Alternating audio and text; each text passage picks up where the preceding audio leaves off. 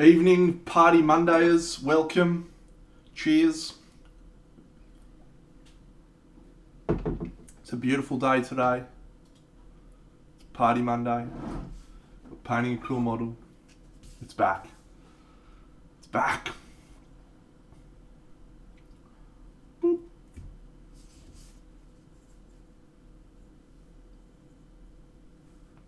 Boop.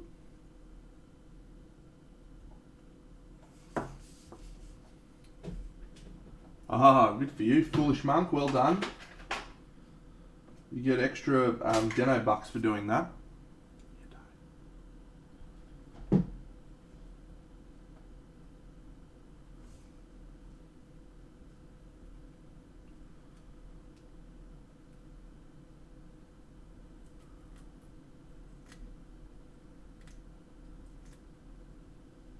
Party Monday. Shadow Uvray, I am having a great day, mate. Thank you for asking. It's Party Monday. Woo!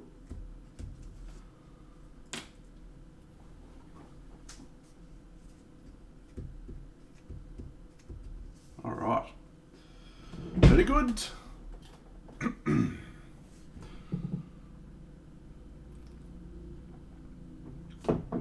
So I've had more of an opportunity to think about this paint job now that I came up with that very unique concept that I invented all by myself, which had nothing to do with other people in the chat. And we are definitely going with a Rebel Alliance theme. Hey Frog Jim. G'day Caddick Paradox. G'day Fen. What's going on?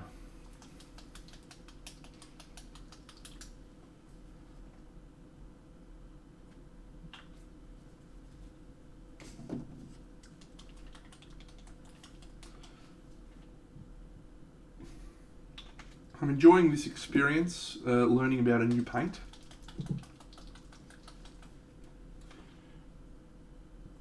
Quite fun indeed.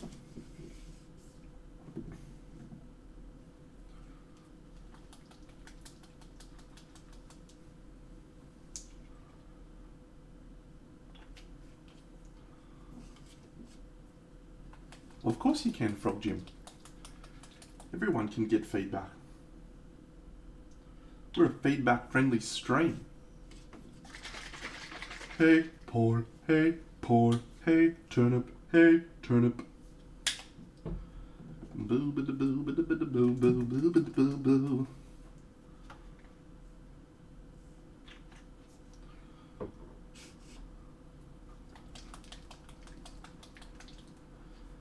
As you can see, prepared as always, friends.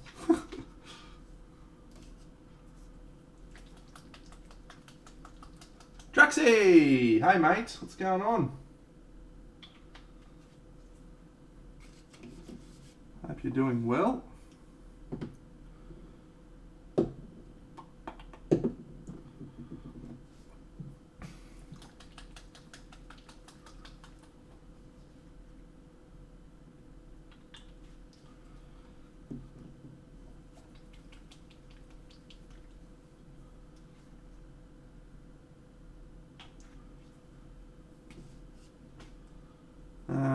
Alright, let's maybe get a couple of these bad boys out.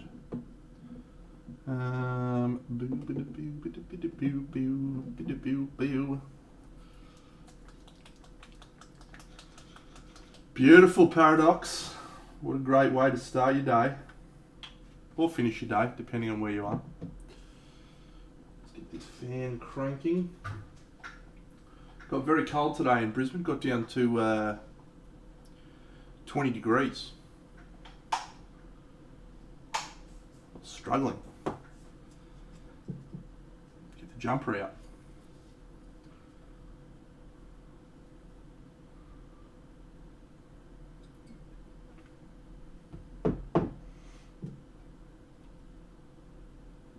Oh, mighty boosh. How unfortunate.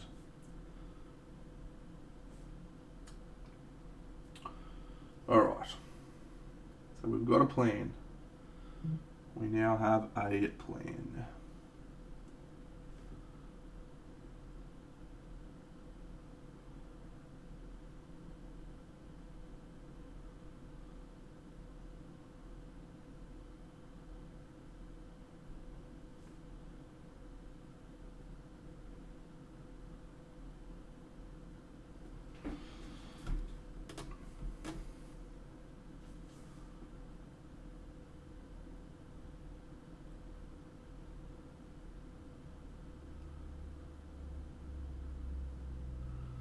So nothing of real excitement to report today. I played some Gloomhaven with my friends last night, Moopsy Whaley, the crew.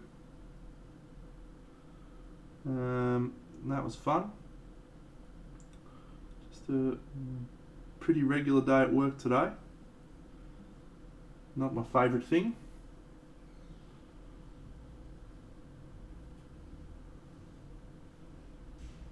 So yeah, just a nice normal day.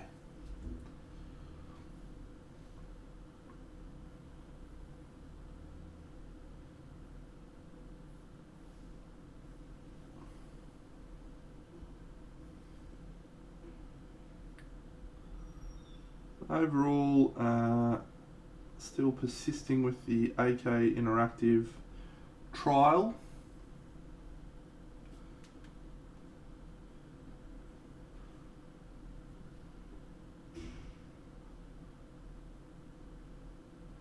There's a lot of things about them I'm enjoying.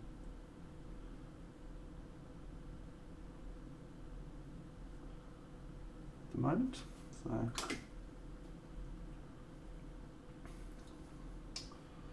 Hey Paul, hey Paul.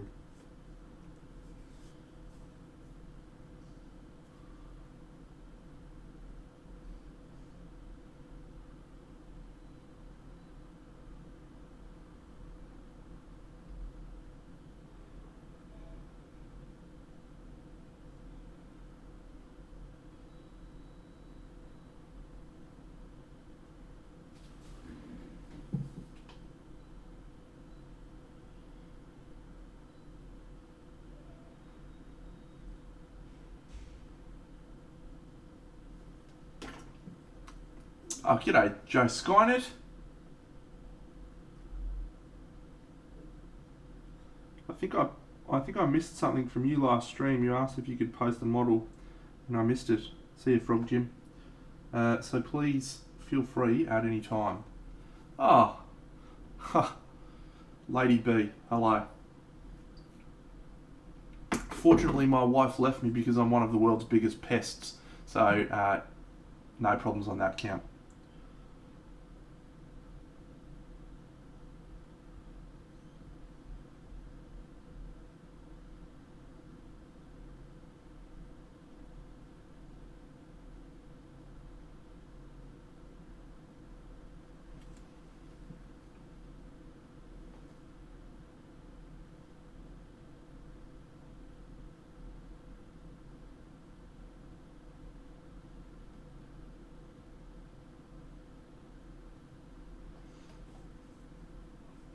Indeed, I do. Feedback anytime.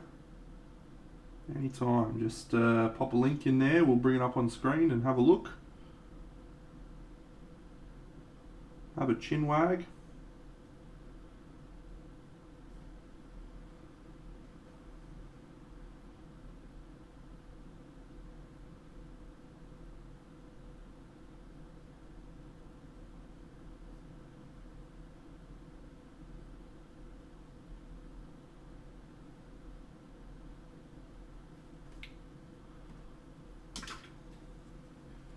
Excellent. Well, let's look after our good mate Joe Skynet, because I missed him last stream yesterday. So many apologies, mate, on that front. Ah, yes. Let's just bring that bad boy up, and then we'll get on to Shadow Ouvre.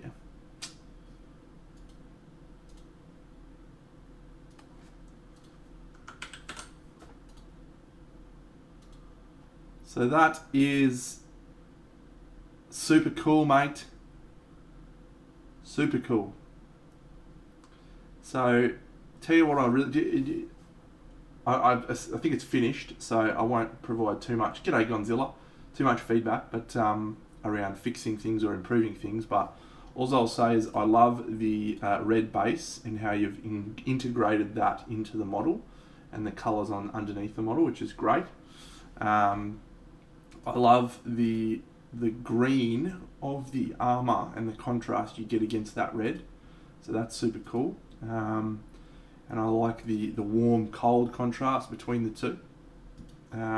Yeah, really cool little model, mate. And looks looks really Really cool, really striking. So well done. I dig it. I dig it.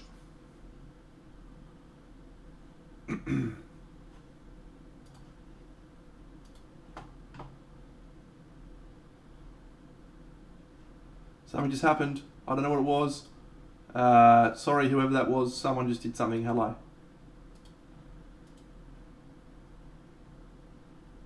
Shit, a brick. Alright. Okay, Nightbot. G'day, in motion.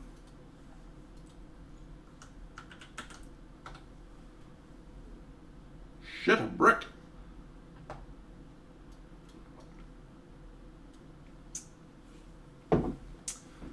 Alright.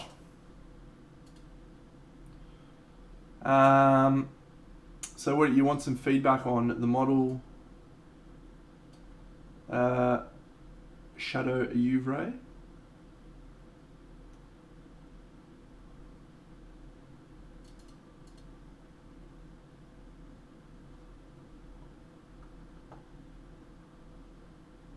Alright.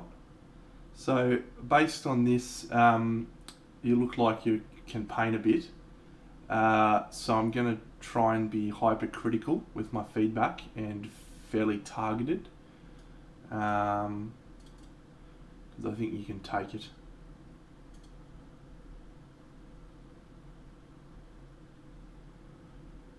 So I would, firstly, this section of torso just underneath the breast and above the maw is the highest value area on the piece.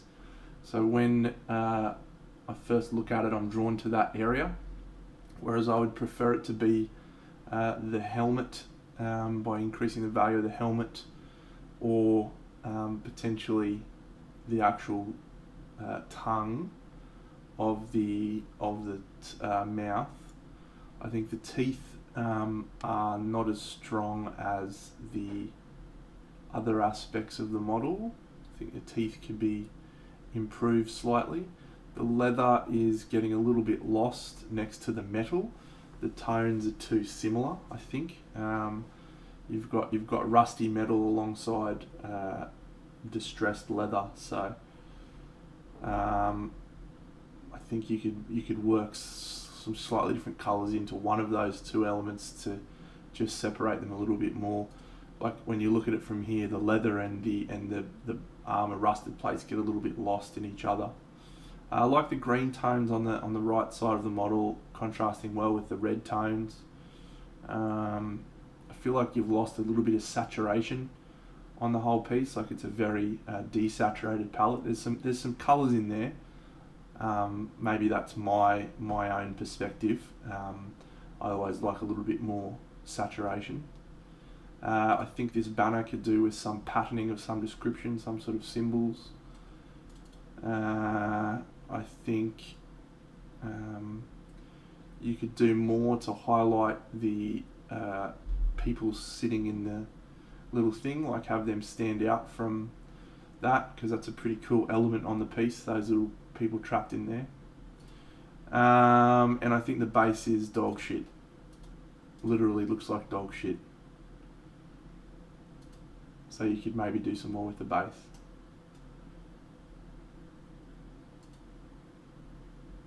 And that is all. So yeah, it's a great piece. Like I think it's very, very neat. Really cool looking, quite striking. Nice ambience. But yeah, I think you could do a few little tweaks to just help punch up a few areas.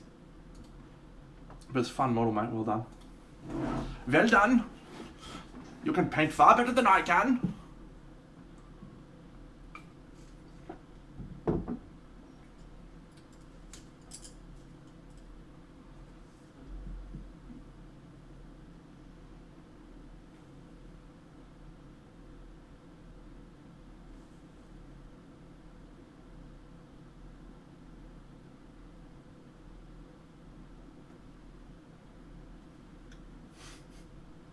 Oh, g'day, Edo Kalkman. Welcome, mate.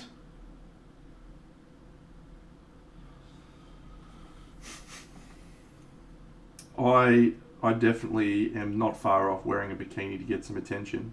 I had a work meeting a few weeks ago, and it was during COVID, so we were all on Zoom, and it was dress up at the beach day, and I in fact wore one of my girlfriend's bikinis. So it's not the first time I've been on video wearing a bikini, and I hope it won't be the last either.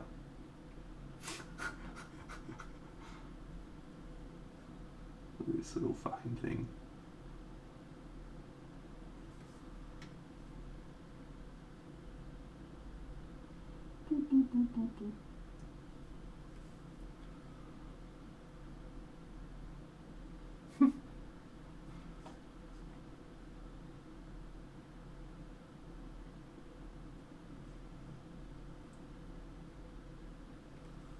Stupid gun.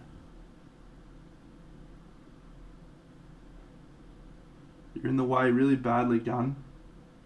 Why did I glue you down? You're awful. I hate you.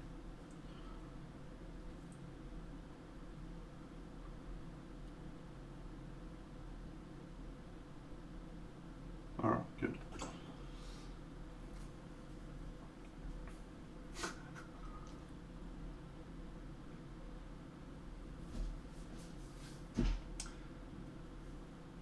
Hot tub frolicking. Let's get into it. I'm down.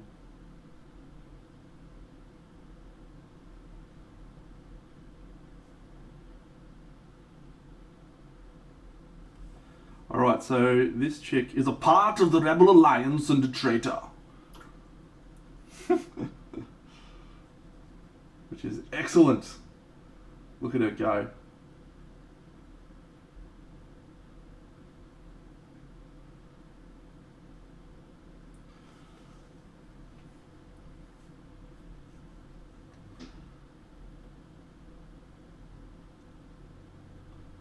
So I'm going to use some Star Wars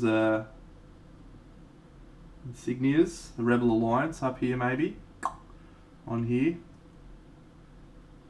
And then I think we're going to go for a little bit of a red glow. G'day, Robbie's Hobbies, or as I much prefer to call you, Kung Fu Shrew. We might go for a bit of a red glow coming from this side, so this will all come in pretty heavily red. That's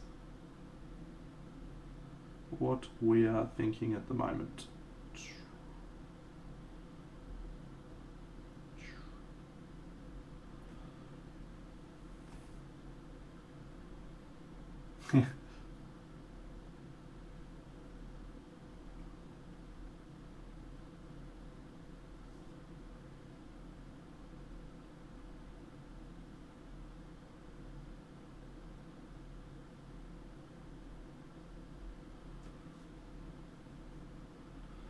So I'm turning, the reason I'm using this blue, because this is going to turn out to be a grey colour, is I just want the blue tones in the base coat, just to contrast slightly with the orange of the rest of it. So hopefully just a subtle blue tone, but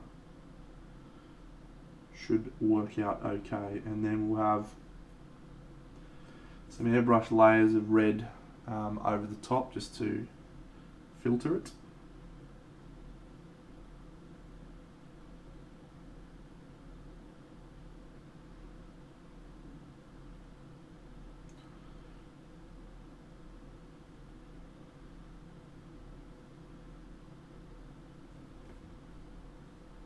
G'day, Elenia.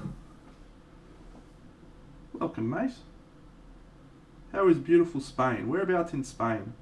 I went to Spain for the first time in 2019 and I loved it. I'm excited about going back.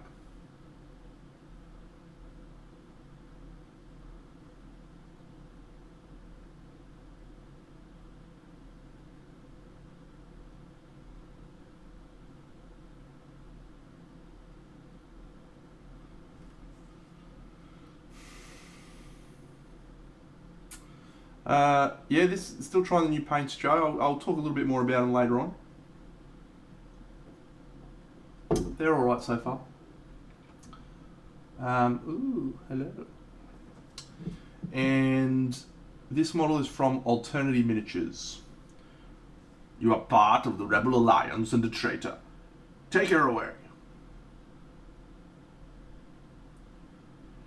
I think I've talked about this game on stream before. I played this board game called Star Wars Rebellion, and in it you play as either the traitors, the rebels, or the Empire, and it's set over this massive galactic map. And you fucking, when you're the Empire, your only mission is to try and find the rebel base. It's really cool, actually. You have hundreds of, I think it's about 42 something planets across the thing, and the rebel player, he secretly chooses one of those planets to be his base, and he puts it in takes a little card and puts it in a thing, so that he's basically selected it, and then the Empire player sends out probe droids, and they're represented by the rest of the planets in the deck, so he keeps sending out these droids, so he slowly narrows down where the rebel base is. And yeah, it's fucking mad fun. So yeah, Koki and I play it, well, we're actually going to play last weekend, and we didn't get to, for a variety of reasons, which I shan't get into, but I will get into them, because fuck that guy. So we were supposed to play Twilight Imperium, but I had a feeling that some people weren't going to come along, so I was like, yeah, let's play Rebellion. If they don't turn up, just you and me, it'd be great. So I brought over Star Wars, I brought over Twilight Imperium to his house, but we'd had two guys be like, yeah, I'll be there, so I didn't worry about bringing Rebellion, and then neither of those guys turned up, so we ended up playing Brass Birmingham, which was fine. I love that game too, but I was disappointed that I didn't get to play Rebellion. Soon.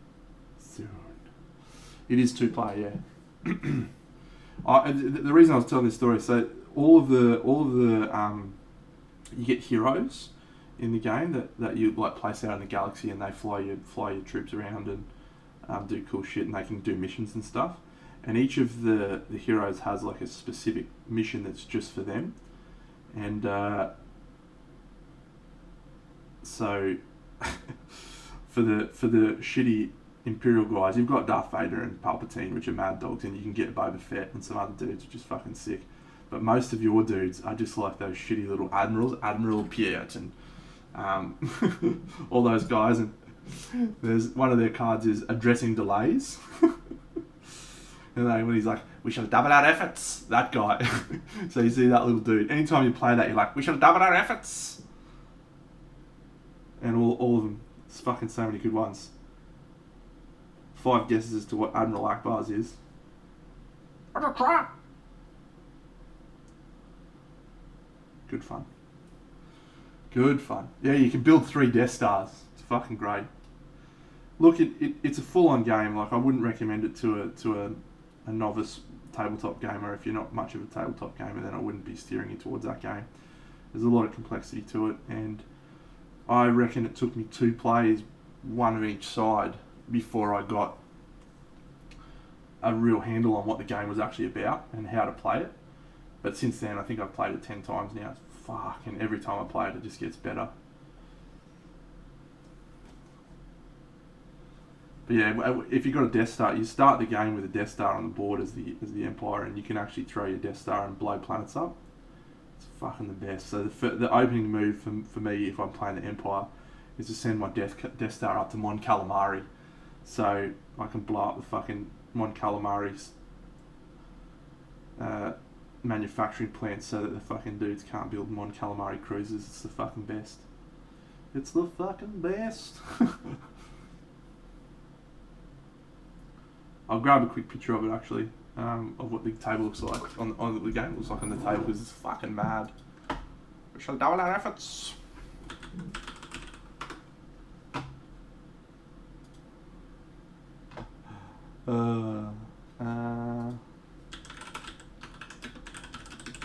So when you're the Empire, it's pretty easy. You just got to go out and find the other dudes' base. Basic, right? You're just trundling out there, trying to find their base. G'day, Plank. So here's what the table looks like. It's fucking legit. Dun, dun, dun, dun, dun, dun, dun, dun. But when you play as the rebels, the whole time you just feel under the pump. You feel like you're on the back foot. And because of the way the map's structured, like this, right in the middle, at the top there is Coruscant, No, Corellia. I think it's Corellia, the heart of the empire, whatever it is. I don't know. Corellia, I think. No, it's Coruscant, and Corellia is beside it. All the Empire troops usually start in that area, and so generally when you're the rebels, you'll put your base out on one of the outlying systems like Hoth or Endor or shit, which is fucking like so thematic when you're on Hoth. And when you fly your fucking troops into Hoth, you're like, are you on the ice planet of Hoth?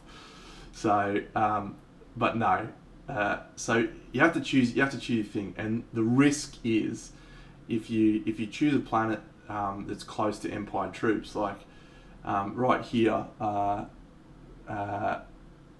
there's a little rebel planet over the side there. I can't remember the names of half of these planets. That's Dal Butha and Null Hutter. So other ones like where Jabba the Hutt's from, Tatooine and Dantooine. But if you pick one of those planets and the Death Star or like Empire troops come to that planet early in the game, you just spend the whole game like chasing the back foot, because you have to move your rebel base like they did in the other two movies in Hoth. They left all the base of their transports, the fucking rebels are chasing you, and it's really hard. But if you pick a place that they don't pick early, you get to build up your forces and build up support from the people, and it becomes much easier to win. So anyway, I picked Alderaan for my base, and Alderaan is actually right up next to Corellia, right in the heart of the Empire. And because of like the strategy of the game, you're always like, I have my dudes, right out on the edges. So Koki, he's just sending all of his troops out, and he just left all the little planets. There's like 3 planets in the middle that he didn't visit. It was fucking so good. So I was just sitting there on Alderaan, I was building up all these forces and stuff. It was like, he's blowing up Mon Calamari with his Death Stars. He's fucking got Star Destroyers floating out there. He built a Super Star Destroyer. Meanwhile, my little troops are building up fucking ion cannons on the planet. So it ended up coming down to the last turn where all I had to do was not lose my base. He had his whole force. He swarmed onto my base. He had his whole force there. And because of all the defences I built up, he couldn't take it. But fuck, it was ballsy, building a home base on Alderaan. A million voices did not cry out and was suddenly silenced.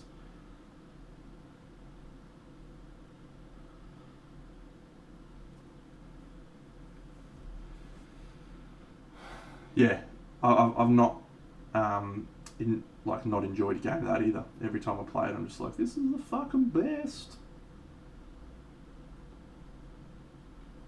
And the more you play it, the better it is. It's called Star Wars Rebellion.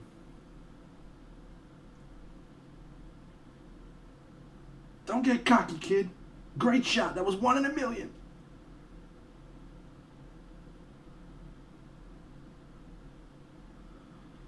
Luke and Wedge Antilles have... g'day, Shadows. Wedge Antilles have a card which is called 1 in a million. And you can use it to blow up a Death Star. And in that game I did. I used it to blow up a Death Star. It was the best! At the moment I'm in for all of them, mate. The only ones I'm probably not going to get is the busts. But I may cave and I may go for the all-in pledge. We'll see. We'll see. A lot of cash, but... hey, you only live once. Oh man, it's brilliant. It's brilliant fun. And I was talking the other week about it. There's basically a Lord of the Rings version of it as well, called War of the Ring. It's like literally the same. You have one guy playing as the Free Peoples and one guy playing as the Shadow. It's legit.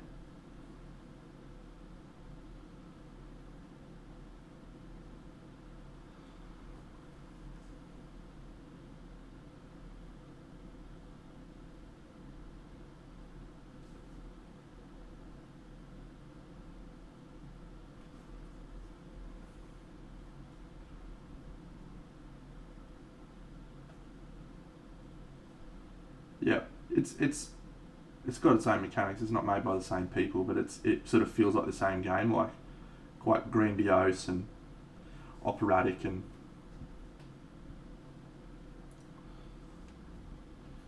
Someone asked a question about Gloomhaven before. What was that? yeah, there is a card to switch base. Uh, do I find it hard to keep interest alongside Gloomhaven and Kingdom Death?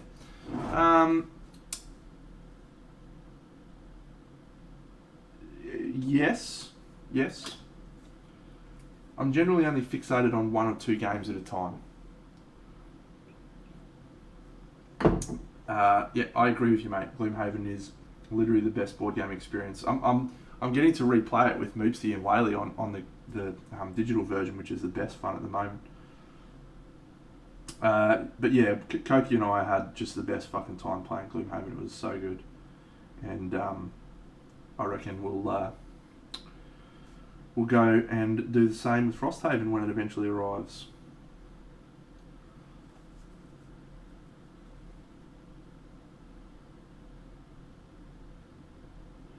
So I guess what I do is I just I get super enthusiastic about one game and I'll play that a lot until I get bored of it, and then I'll put it down and then I'll pick up another one and play the shit out of that. So for a while there was Mage Knight. When I was in lockdown, I was playing a shit ton of Mage Knight by myself, and then now I'm probably fixated on Spirit Island at the moment.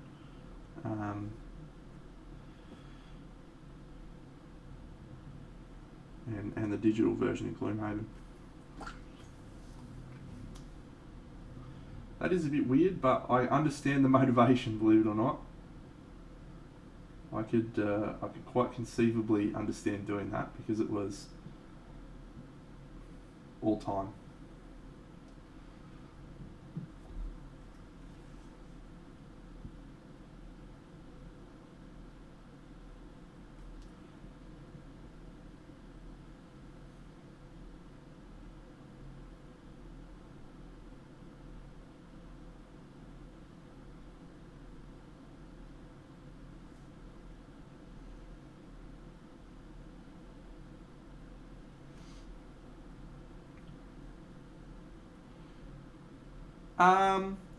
Rob, there's very few games that I recommend as a solo game that I would play over the choice to play,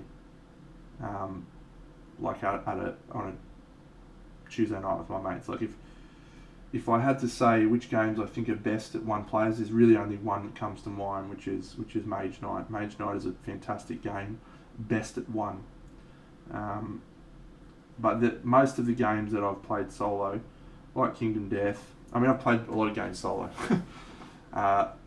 only because I don't have kids and responsibilities, so I can do whatever the fuck I want with my time. Most of the games I've played solo, they're good and they're fun, and you get to enjoy the game and experience it. But when you play them with multiplayers, they're just significantly better.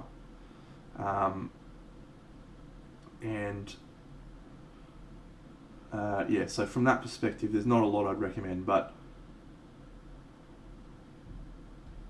if you're ever interested in learning what a solo game is, Mage Knight's the go.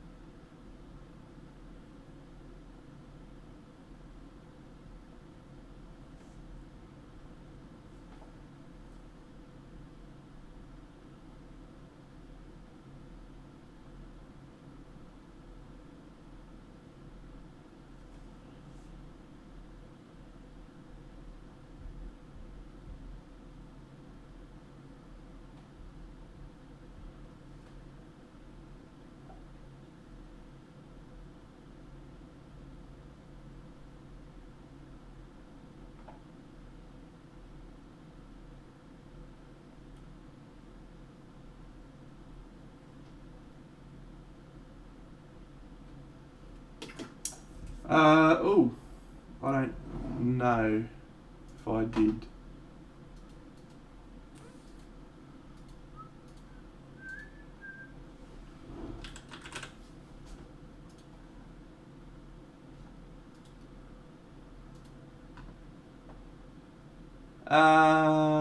Nope, I didn't. Let me have a look.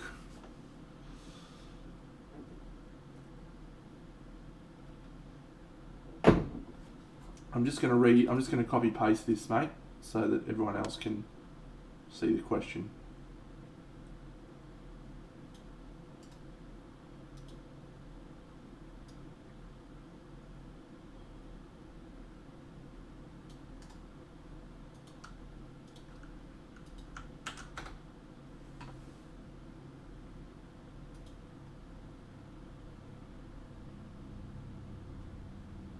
Evidently that didn't work as well as I'd hoped. Alright, so the question is basically, what it comes down to is, how do you apply the rule of cool when you're doing shadows and highlights? And then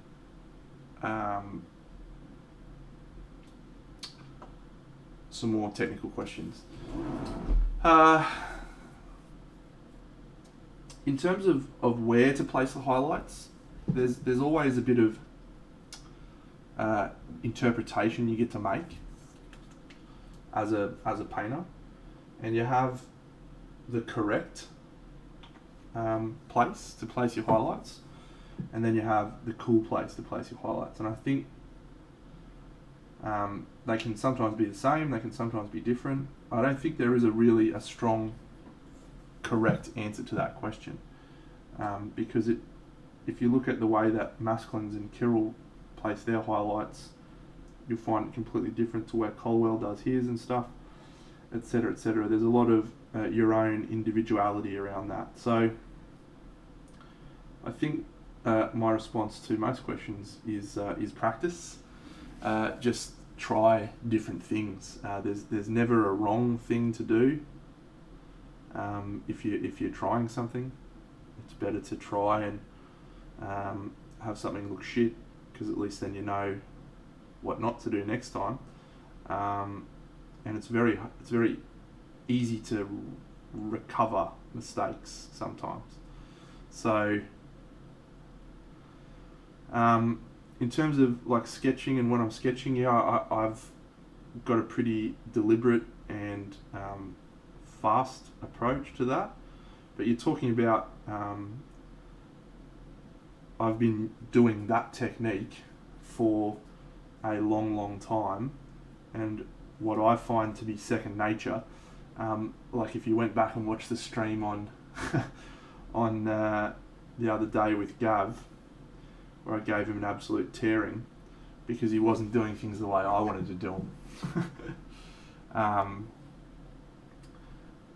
So I think it just comes down to practice. With Maddox, I tried to talk through my thoughts as much as possible with him, because I was actually painting that for another streamer, for Flick, who's bought that model, and he wants to try and do the same version on his stream and hopefully learn from it. So I tried to be pretty open with my thought process, and with non-metallic metal, it's usually the first question you have to ask is, where's the light? So in this instance, the light source is coming from the top here. So I'm trying to do my highlights reflective of that, but because everything's still in a state of flux, sometimes I'm not doing exactly the right thing in terms of where it should be, because I feel like something will look better somewhere else. Don't feel like I did a really good job answering your question. Let me mull over it some more.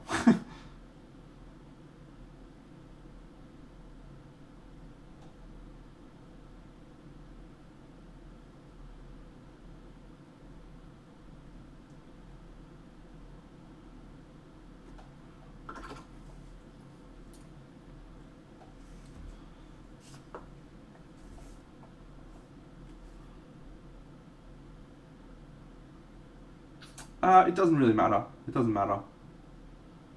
The only reason I did the non-metallic metal first on this is I was excited about painting it. That's all.